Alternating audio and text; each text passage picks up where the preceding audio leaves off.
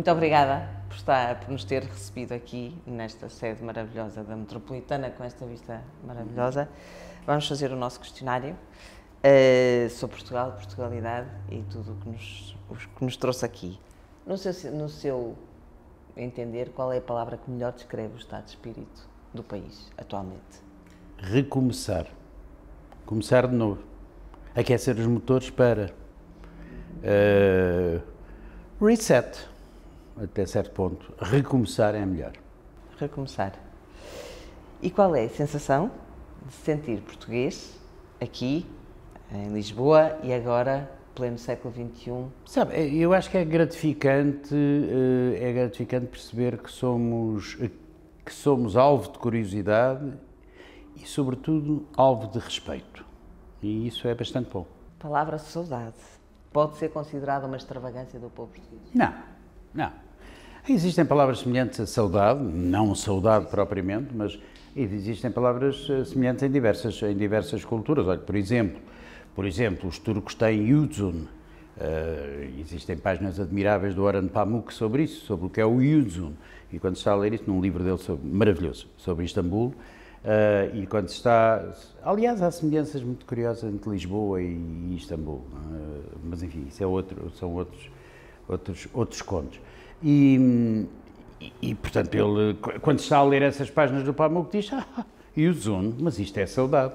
E exatamente é um sentimento que tem a mesma característica de ter que se consumir páginas de papel para conseguir aproximar sequer o conceito. Ou seja, não é um conceito fechado, não é uma ideia fechada. Saudade não é uma ideia fechada, é uma coisa que nós temos muita dificuldade em explicar o que é, porque vamos por sucessivas aproximações, muito através da introspeção, olhando para nós e dizendo o que é a saudade em mim.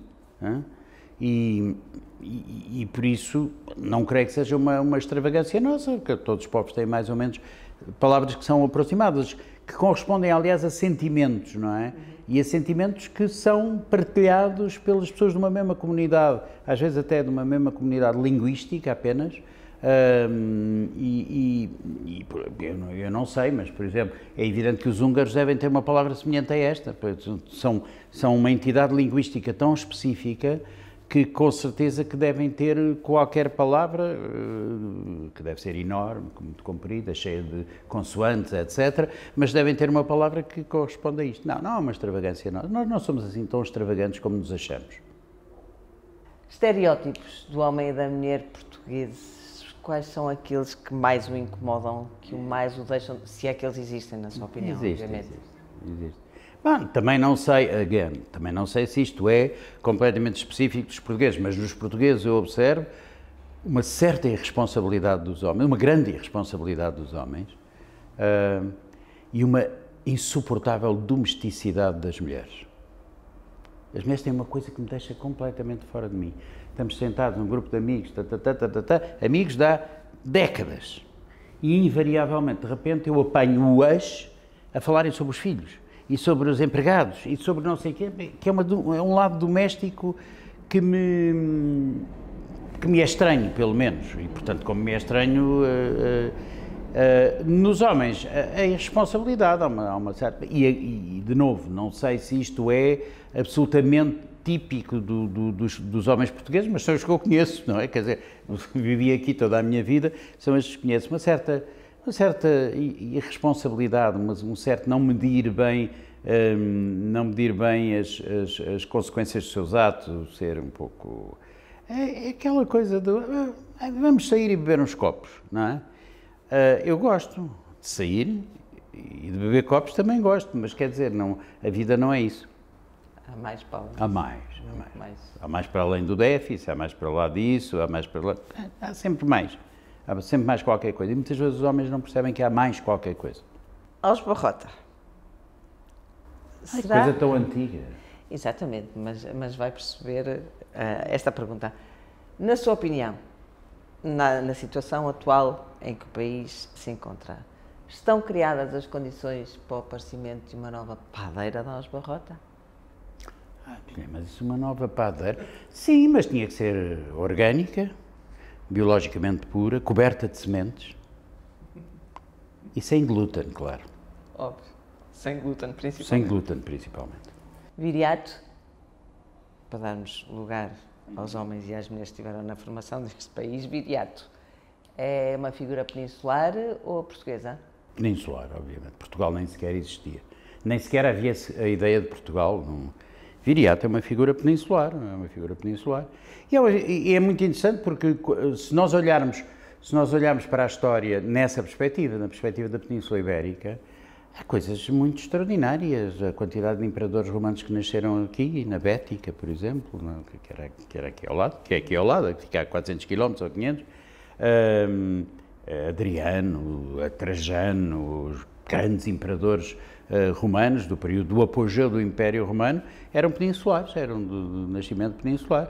Será que isso teve alguma influência no brilhantismo deles? Eu quero acreditar que sim. Eram do sul da Europa, do sul-sul, quer dizer, mesmo aqui do sul. Não, Viriato é uma figura essencialmente peninsular, que naturalmente é estudada, ou nem sequer pode ser muito estudada, porque não há muitos elementos sobre ele, mas que é vista um bocado como uma figura, digamos, uma espécie de pré-história de Portugal. É uma pré-história de Portugal, é muito antes da existência da nacionalidade e, naturalmente, muito antes da existência sequer do conceito de que houvesse qualquer coisa parecida com uma nação que viria a ser Portugal, que só aparece 10 séculos depois. Portanto, quer dizer, é uma coisa muito...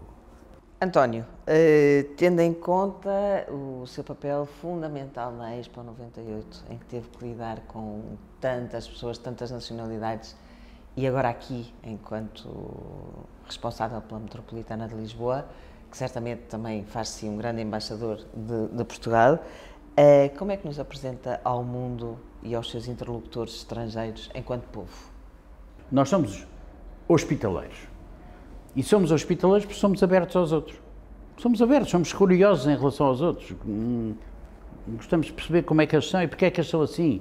Normalmente para dizermos que esquisitos que eles são. Não faz mal nenhum, mas a verdade é que para chegarmos à conclusão de que os outros são esquisitos, temos que tentar perceber os outros. E portanto, eu diria que isto é dos países mais hospitaleiros da Europa e dos povos mais hospitaleiros que existem na Europa. Eu conheço, enfim, razoavelmente bem a Europa e aí sim acho que essa é uma característica nossa, e isso acho que é um bom cartão de visita para apresentar aos outros, dizer, vocês são outros, então vão lá porque nós gostamos dos outros e recebemos bem os outros. Pronto, acho isso. Opa, que é uma expressão tão transversal na nossa sociedade portuguesa, qual é a importância que esta expressão tem na vida cotidiana dos portugueses? Não tem muita, é um bordão, é uma muleta, é uma bengala, como a que eu uso, e é um ponto de exclamação, é uma forma de chamar a atenção para aquilo que se disse antes ou que vem a seguir. Opa, ouve lá o que vem a seguir, não é? É isso. Mas é um bordão, é sobretudo um bordão de linguagem, não é? Quer dizer... como existem em todas as línguas, não essa formulação, mas outras, mas é essencialmente isso. Aliás, é muito curioso que há pessoas que utilizam inconscientemente o pá, não o opá, mas o pá, e todas as frases são pontuadas com um pá. Bom, o que é isso? Como, por exemplo, o Hotel Saraiva de Carvalho? Por exemplo? Se há cidadão português que utiliza o opá e pá, exatamente. É o Hotel Saraiva de Carvalho.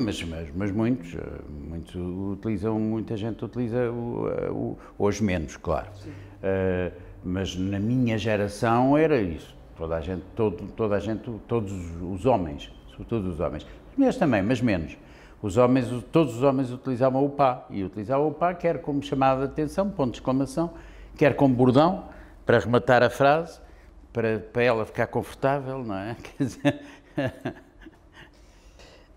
No seu entender, António, qual é a ameaça que se perfila ou que pode vir a perfilar-se no horizonte dos portugueses? A mesma de há 5 séculos. O desleixo, uma certa preguiça, uma certa falta de continuidade no esforço. Já reparou? Portugal constrói as coisas mais admiráveis que hoje em dia se fazem em diversos sítios. O pior é mantê-las depois. Há um lado que eu acho, apesar de tudo, eu acho que está melhor e acho, enfim, ninguém é bom juiz em causa própria, mas como eu já não estive nessa fase, posso dizê-lo, o Parque das Nações é um bom exemplo do contrário disso. É um bom exemplo. 20 anos depois, lá está. Ou seja, não só se construiu, foi fantástico na altura, como 20 anos depois está vivo, mantido e de boa saúde, etc, etc. Mas isto é um bocado uma exceção.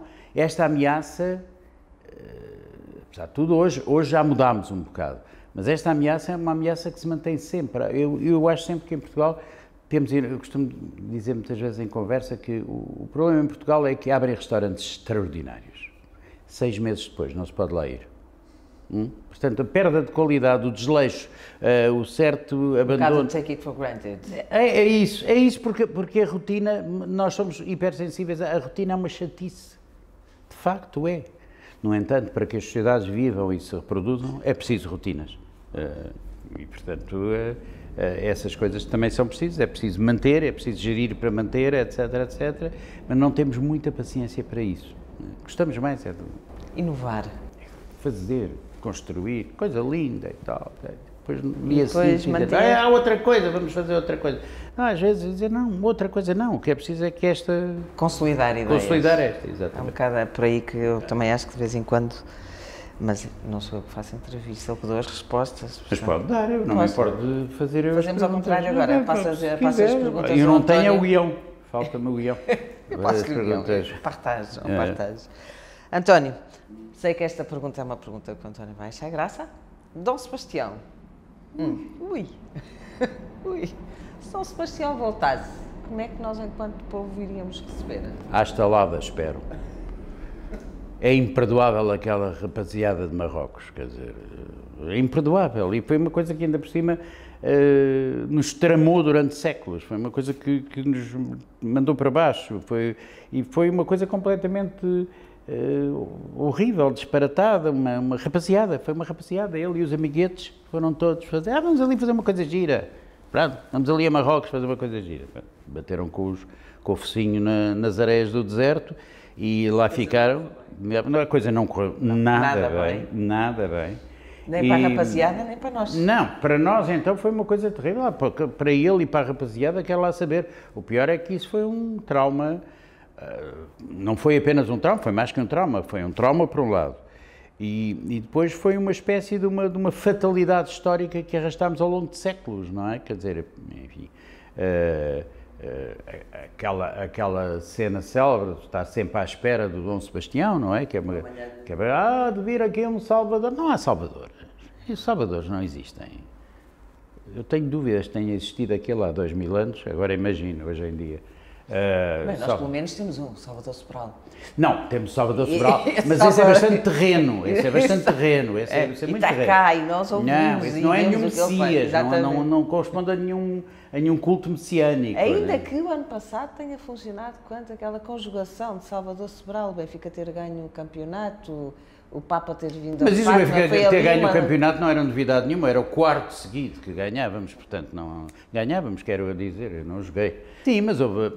está bem, essas coisas são coisas interessantes, são coisas exaltantes, que exaltam o imaginário coletivo, a um nível bastante básico, bastante primário, mas sim, é verdade. Eu devo confessar que no caso do Salvador Sobral, o que eu achei mais positivo foi a personalidade dele, a forma como ele se apresentou, e isso é muito engraçado, e a canção não importa muito e a Eurovisão não interessa nada. Mas, pronto, mas está bem, é vista por muita gente e de facto foi, não há dúvida que foi também um motor, uma projeção de imagem do país de onde ele era, não é? Isso absolutamente, toda a gente ficou numa grande excitação com Portugal, excitação que se veio juntar às excitações dos últimos anos e, portanto, as hordas de outros descarregam-se aqui sobre Lisboa e o Porto, agora também, felizmente, e espero o resto do país. Falando do resto do país, a influência de Portugal no mundo a nível económico é consentânea com a dimensão do nosso país? Ou vai muito para além disso? A nível económico? Não, a nível económico não temos peso rigorosamente nenhum. Fazemos ótimo calçado, ótimos sapatos. Mas não temos nenhum peso económico. O que temos é uma influência, apesar de tudo, que eu acho que é bastante maior do que o poder económico que temos. Quer dizer, ter ao mesmo tempo um secretário-geral das Nações Unidas, um presidente do Eurogrupo, etc., etc., que é claramente muito acima, é uma plataforma, um patamar superior àquele que é o nosso contributo para a economia global. Nós somos um pequeno país com uma economia frágil, ainda por cima, muito vulnerável às variações, designadamente às variações externas, como é óbvio, somos muito dependentes das exportações para países que, quando entram em crise, a borboleta bate as asas aqui e desencadeia uma tempestade em Pequim, aqui desencadeia uma tempestade em Lisboa, como é óbvio, não é? Como se viu em 2008, 2009. Mas acho que em termos de influência, em termos de influência, ela é tão superior ao nosso real poder económico que os espanhóis já dizem nós perdemos a influência, agora são os portugueses é que ocupam os postos e tal, não sei o quê. Não, pronto, isto é assim. Umas vezes há uns mais fortes, outros mais fracos. Ninguém os manda manter no poder um imbecil disfarçado de presidente do governo. Eles já o têm há uma data de anos, continuam a mantê-lo. E quando não mantém, ele não quer sair. Faz-me lembrar o presidente de um certo clube. Não quer sair, aquilo só vai. O Rajoy só sai defenestrado. Nem pelas escadas, porque se for pelas escadas abaixo, põe-se em pé e volta a subir as escadas. Portanto, é mesmo defenestrá-lo para pimba, bater lá embaixo e não sei o quê. Mas, portanto, a perda de influência da Espanha tem muito a ver com isso. Obviamente, tem muito a ver com uma fraqueza política e com a própria situação política espanhola. Quer dizer, é evidente que a crise do soberanismo ou do independentismo catalão é uma crise que sacode até aos alicerces a sociedade espanhola e o país. E, portanto, tal como o Salvador Sobral projeta uma imagem positiva, a crise catalã projeta uma imagem muito negativa em relação ao resto do mundo. Quer dizer, de uma fragilidade das instituições espanholas. Porventura, a imagem de fragilidade que projeta é pior do que aquilo que realmente elas são, porque os tribunais funcionam em Espanha. Gostei dessa ressalva. Em Espanha funciona. Noutros países não sei, tenho sempre muitas dúvidas. Mas em Espanha funciona. Como se viu agora, pela condenação do Bárcenas e não sei o quê, os figurões do PP levaram 50 anos de cadeia, 33 e não sei o quê. Funciona, quer dizer... portanto, as instituições, apesar de tudo, funcionam em Espanha melhor do que a imagem que a atual crise institucional projeta para fora. Mas não é da Espanha que estamos a falar de nós. De Portugal. Nós, com Z. Com Z. Ok. Nós, com Z. Com Z, continuemos. Então, continuemos nós com Z. Marca Portugal, existe ou não? Eu acho que hoje em dia existe. Hoje em dia existe. A marca Portugal existe e é constituída por uma série de... Hoje é constituída por uma série de elementos. Olha, o Cristiano Ronaldo é um dos elementos. Claramente. Aquilo que antes se falava... Quando eu cresci, nos anos 60, 70, nós íamos ao estrangeiro e não havia marca Portugal e a que havia era negativa, era a marca dos Abelados, era uma coisa um bocado negativa, mas havia uma coisa que quando nós dizíamos Portugal, eles diziam, Benfica e Eusébio. Olha lá, aí está. Nem Amália. Não. Benfica e Eusébio, era o que diziam. Bom, hoje em dia não, hoje em dia existem muitas coisas e a diversos níveis da sociedade que identificam a marca Portugal. Mas claramente o Cristiano Ronaldo faz parte dessa marca de Portugal. Lisboa é evidentemente um elemento fortíssimo da marca Portugal.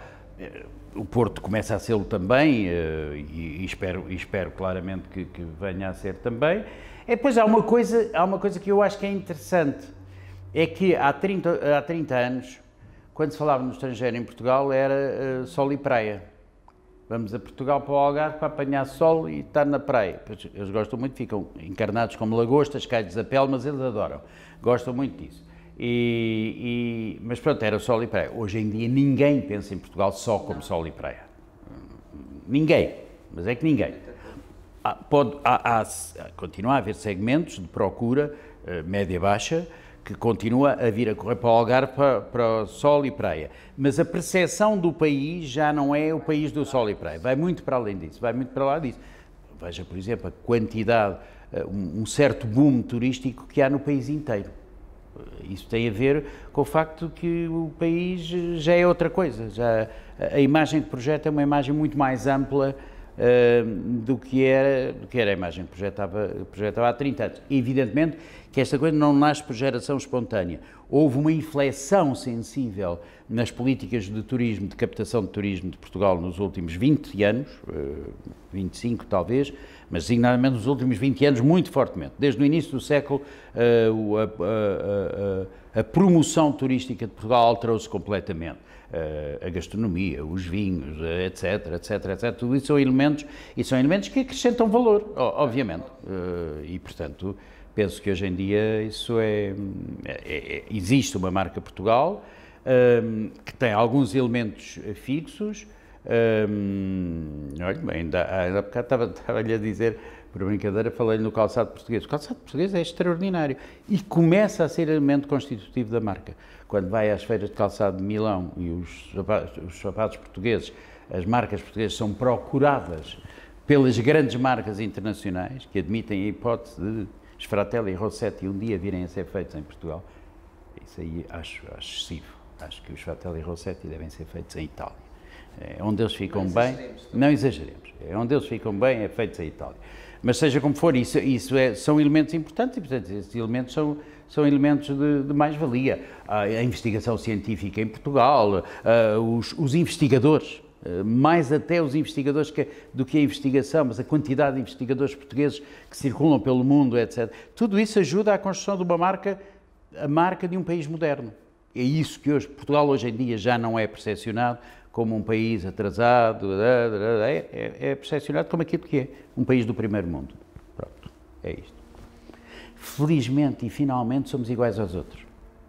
Custou, mas custou. Custou muito. Custou. A mim custou-me uma vida, que foi a vida inteira até chegar aqui. Mas realmente hoje em dia somos um povo como os outros e um país como os outros.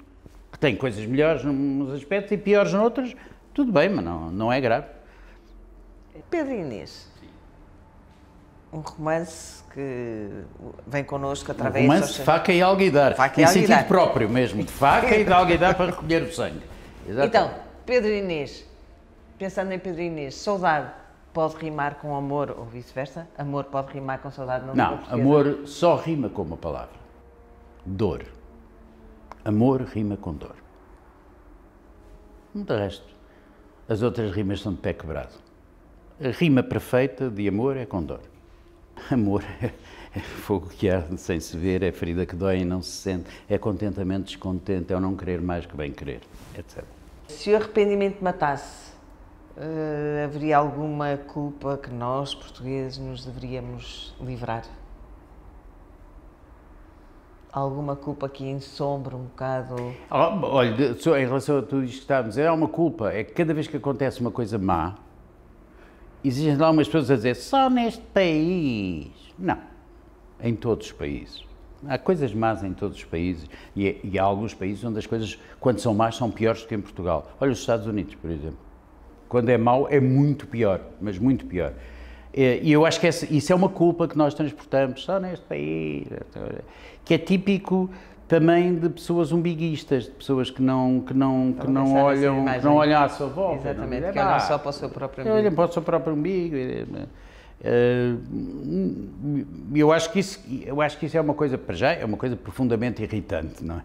Só neste país, só neste país, em todos os países, quer dizer... mas depois, além disso, além de ser... É um bocado como se não tivesse, essas pessoas não tivessem mundo.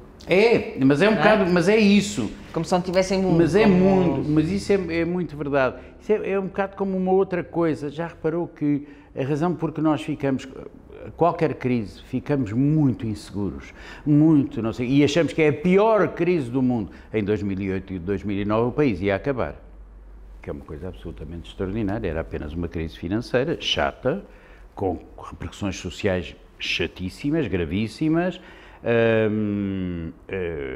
mas não mais do que uma crise, não é? Quer dizer, não é uma doença... Gerível como todas as outras Claro, crises. não é uma doença mortal, não é uma coisa fatal. Portanto, há um certo fatalismo, e esse fatalismo tem muito que ver com uma coisa. Já reparou que Portugal é o único país da Europa onde desde há 200 anos não há nenhuma guerra no seu território. Não há guerra no território português desde que os irmãos se andaram a matar. Os irmãos Bragança andaram-se a matar e tal, pronto, guerra civil. Depois da guerra civil nunca mais houve, aqui no território, nós participámos em guerras, na Primeira Guerra, mas aqui no território não. Ou seja, nós nunca deixámos de ter a casinha e a hortinha. A maior parte dos países europeus ficaram completamente arrasados. Não foi a partir do zero, a Alemanha foi abaixo de zero. Teve que partir abaixo de zero. Mas isso dá uma certa resiliência aos povos e dá-lhes uma certa segurança, do género, estou vivo, acordei hoje, há que fazer coisas. E há que fazer coisas para mudar isto. Isto não está bem, então há que mudar, há que construir, há que arranjar tijolos para construir uma casa de novo. Há que reconstruir tudo. E essa reconstrução, eu não estou a dizer que seria ótimo que nós tivéssemos entrado nas guerras e que tivéssemos tido guerras, não é isso que estou a dizer, estou apenas a constatar o facto. De facto, não, há 200 anos que nós, mesmo quando entramos em guerras, a guerra colonial, as guerras coloniais foi uma guerra dura para um pequeno país como nós, foi uma guerra duríssima, mas foi feita lá, a milhares de quilómetros daqui, não é? Não houve nenhum reflexo disso interno no nosso território, nenhum cataclismo que deitasse abaixo a casa de milhares de pessoas. E os cataclismos que houve eram coisas naturais, catástrofes naturais, mas não era provocada pela guerra e não era uma destruição tão generalizada. Portanto, acho que existe esse fatalismo que resulta de um umbiguismo também, de uma coisa, apesar de tudo, a coisa passa mal, mas a casinha, a horta e tal, a couve portuguesa, que é horrível, as couves portuguesas, as Bruxelas também são. As couves Bruxelas as couves portuguesas são muito melhores que as couves apesar de tudo, são muito melhores as couves portuguesas, estou de acordo. Sobretudo em caldo verde. A sardinha. Em caldo verde é muito bom. Eu gosto muito da couve portuguesa em caldo verde, com umas fatiazinhas de chouriço que fazem pessimamente. Um bocadinho de broa. Um bocadinho de broa e com um fio de azeite. Aquele nosso azeite português, que agora foi considerado o melhor azeite do mundo. O Romeu. Já comíamos agora, um caldo verde. Já se comia qualquer coisinha. Já se comia qualquer coisinha. Um caldo verde agora vinha mesmo a Continuemos. Não é para isso que estamos aqui reunidos. Caldo verde. Isso. Comida, jantar, uma mesa bem posta à boa maneira portuguesa. Quem é que gostaria de ter à sua mesa hoje, se pudesse convidar alguém para jantar? Portugueses. Pessoas... Dr. Afonso Costa foi ministro e primeiro-ministro na Primeira República. Dr. Afonso Costa, em certa altura, estava em Paris. Estava em Paris, porque era diplomata também, porque tinha sido ministro e primeiro-ministro. E 3 vezes o convidaram para voltar a ser primeiro-ministro de Portugal. E ele disse que não. E é a terceira vez. Conta-se, é provavelmente uma anedota, que disse não, em Paris come-se muito bem. Portanto, à mesa só poderia ter o Dr. Afonso Costa, que era um gourmet. E para provar ao Dr. Afonso Costa, porque conseguimos dar... Qualquer coisa e tal, mas de facto ele à terceira vez, como já estava farto de dizer, não vou por isto, por motivos ponderosos, políticos, etc., e não voltou, de facto, acabou por morrer no exílio em 37, à terceira conta-se, não está documentado, mas conta-se que ele terá dito, não, além disso, em Paris come-se muito bem. Está tudo dito. Este é que era o convidado ideal para estar sentado à mesa. Talentos. Temos muitos nós, enquanto povo português, temos muitos talentos que estamos finalmente a conseguir rentabilizar, ou que temos vindo a rentabilizar ao longo dos últimos anos. Quais são aqueles que as gerações futuras têm quase que por obrigação, e obrigação com algum cuidado, que é uma palavra que eu não gosto muito, de sentir obrigada a fazer o que quer que seja, acho que as pessoas têm que fazer isso naturalmente, mas qual seria aquele talento que as gerações futuras teriam por obrigação rentabilizar? Não deixar que... Olha, transformar o desenrascanço, em que somos ótimos, mas ótimos, de facto, transformar o desenrascanço em iniciativa e planificação e definição de objetivos. Focus. E penso que as novas gerações têm todas as condições para fazer. Têm a formação toda para isso, têm as ferramentas todas para isso, e é uma coisa que não é sequer muito complexa, é muito trabalhosa. Mas não é muito complexa, em vez de, a gente depois desenrasca aí uma coisa. Não me deito hoje sem saber como é que vou resolver o problema amanhã de manhã. É esta a diferença de atitude. E assim fazem 6 pós. Assim fazem 6 pós, que estão vivas 20 anos depois. Mas é assim, não é para os desenrascar. Claro, é a única forma, ainda por cima é a única forma, e ainda mais a única forma. Engraçado que uma vez contaram-me uma história engraçada de um alemão que estava a falar sobre os países e tal, e ele dizia, uma coisa que me surpreende, dizia o alemão, é que em Portugal há um desperdício louco. E depois disse, bem, nós não nos podemos dar ao luxo do desperdício, somos ricos. Nós temos algumas coisas de país pobre. Essa coisa do desperdício, do não sei quê, amanhã vemos, amanhã desenrascamos. Não, amanhã, o que é para fazer? Há um problema amanhã de manhã. Antes de nos deitarmos, temos que saber como é que vamos, pelo menos, enfrentá-lo. Podemos não ser capazes de resolver, mas pelo menos amanhã de manhã, e dorme-se muito melhor, sabe? É uma noite bastante mais descansada. Muito mais descansada. Porque na nossa cabeça a questão está arrumada, embora na prática ainda não esteja. Mas não faz mal. Havia um jesuíta que dizia que dormia sempre muito bem. E alguém perguntou, um jornalista perguntou, mas qual é o segredo para o senhor dormir assim sempre tão bem, tendo em conta tudo o que acontece? E ele dizia, porque eu quando vou dormir deixo tudo organizado de véspera e os meus problemas ficam do lado de fora da porta. Mas é basicamente é isso. Reta final da entrevista, o que é que levaria o professor Marcelo Rebelo de Sousa, nosso presidente, atual presidente, a declarar a lusitaniedade de Deus? Só um ataque de loucura, mas não me parece. Não me parece que... Não é por aí que ele vai? Não é por aí. Não terá um ataque de loucura, não. Mas isso é um ataque de loucura. Isso o Lula é que andou a dizer também isso, que Deus era brasileiro, mas é uma afirmação... Essas afirmações não são afirmações programáticas propriamente, são afirmações propagandísticas, por assim dizer. Dizer aos brasileiros, Deus é brasileiro, é uma exaltação e eles começam logo a sambar e não sei o quê. A beber umas caipirinhas. Exatamente, e a sambar e uma cachaça, não, eles bebem cachaça. E tem alguma que é bem boa. Bem, hoje em dia já não, a cachaça já lá não vou. Mas não, isso era uma afirmação. O professor Marcelo Rebelo de Sousa nunca lhe passaria semelhante coisa pela cabeça, apesar de ser muito católico. Não, mas quer dizer, mas não lhe passaria, passou com um ataque de loucura e não me parece que ele se sobre ao ataque de loucura. Então, para acabar, se pudesse gravar um lema no frontispício da Assembleia da República, Casa da Nossa Democracia, qual seria aquele lema que o António achava que era importante que os deputados não se esquecessem todos os dias quando entrassem na Câmara? Olha, eu gostava de gravar um lema que fosse também áudio. Isto é, as pessoas quando passavam em frente da fachada da Assembleia da República ouviam uma voz que dizia o lema que estava lá escrito em cima e que o dizia exatamente com o acento, o sotaque com que deve ser dito, que seria também uma consagração da globalidade da língua, que é a nossa língua, nas suas diversas vertentes e funções. As pessoas passavam e deviam ouvir uma instalação sonora que dizia liberdade não pode esperar. Era isso que eu gostava. Fica aqui a ideia, de repente, alguém vai pegar nela. António? Não creio. Não me parece. Não me parece. O não é garantido, o sim... O sim é problemático. Será ou não? Sim, é problemático.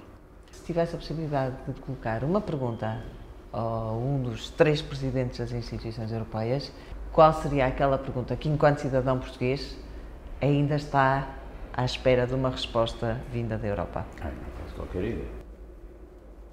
Sabe, eu não tenho nenhuma tentação de fazer perguntas aos dirigentes europeus. Tenho a certeza que as respostas seriam imbecis. Não vale a pena, quer dizer, as coisas que eles dizem não me interessam nada. É que eu acho que eu nunca teria diálogo com eles, quer dizer, não é possível. Falamos de coisas diferentes, eu nem percebo de que é que eles estão a falar. Eu acho que eles não estão a falar de coisas reais, nem de pessoas reais.